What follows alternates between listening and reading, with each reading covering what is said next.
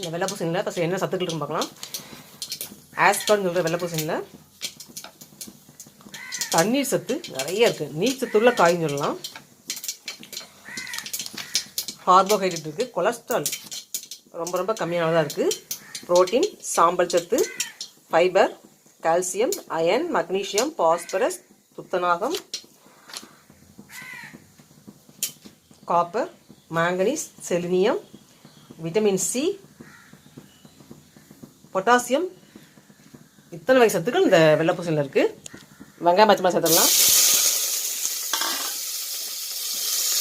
தக்காளி,